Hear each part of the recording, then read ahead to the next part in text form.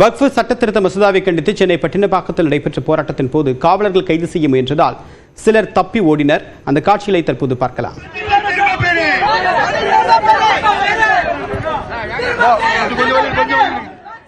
வக்ஃப் சட்டத்திருத்த மசோதா மக்களவை மற்றும் மாநிலங்களவையில் நிறைவேறி இருக்கக்கூடிய நிலையில் இந்த சட்டத்திற்கு விரைவில் குடியரசுத் தலைவர் ஒப்புதல் வழங்க அது உடனடியாக சட்டமாக நிறைவேறும். இந்த நிலையில் தற்போது இதற்கு எதிர்ப்பு தெரிவிக்கக்கூடிய விதமாக தமிழக வெற்றிக் கழகம் சார்பில் இன்று ஆர்ப்பாட்டம் நடத்துவதற்கு தமிழக வெற்றிக் கழகத்தின் தலைவர் விஜய் அறிவுறுத்திய நிலையில் தற்போது வெவ்வேறு பகுதிகளில் இன்று தமிழக வெற்றிக் கழகத்தினர் வக்ஃப் வாரிய சட்ட திருத்தத்திற்கு எதிராக தற்போது ஆர்ப்பாட்டத்தில் ஈடுபட்டு வருகின்றனர்.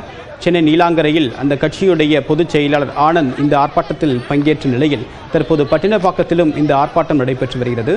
இதில் இந்த ஆர்ப்பாட்டத்தில் ஈடுபட்ட தமிழக வெற்றிக் கழகத்துடைய தொண்டர்களை கைது செய்ய முயன்ற போது அதில் பலர் தப்பிச் செல்ல முயன்றிருக்கிறார்கள். இதன் காரணமாக அந்த பகுதியில் பரபரப்பு ஏற்பட்டிருக்கிறது. விவரங்களுடைய நீராம்புடைய சிறப்பு செய்தியாளர் கோகுல் விவரம் என்ன? சென்னை பட்டினப்பாக்கத்தில் தமிழக வெற்றிக் கழகத்தின் சார்பாக வகுப்பு சட்டத்தை மத்திய அரசு உடனடியாக திரும்ப பெற வேண்டும் என்ற வலியுறுத்தி இன்றைய தினம் ஆர்ப்பாட்டத்தில் ஈடுபட்டார்கள். கிட்டத்தட்ட 50 பெண்கள் உட்பட 200 பேர் இந்த ஆர்ப்பாட்டத்தில் கலந்து கொண்ட நிலையில அனுமதியின்றி ஆர்ப்பாட்டத்தில் ஈடுபட்டதால் தமிழக வெற்றிக் கழகத்தினரை காவல்துறை கைது செய்தார்கள். இந்த நிலையில் சிலர் அந்த போராட்டத்தில் கலந்து கொண்டு வந்த சிலர் அங்கிருந்து பின்புறமாக தப்பி ஓடிய காட்சிகளும் பார்க்க முடிந்தது. போராட்டத்தில் கலந்து கொண்ட சிலர் கைது நடவடிக்கைக்கு ஆளாகாமல் இருப்பதற்காக தப்பி ஓடி இருக்கிறார்கள். பாதி பேரை காவல்துறையினர் துரத்தி பிடித்து கைது செய்திருக்கக்கூடிய சூழல் காட்சிகள் எல்லாம் இங்கே பார்க்க முடிந்தது.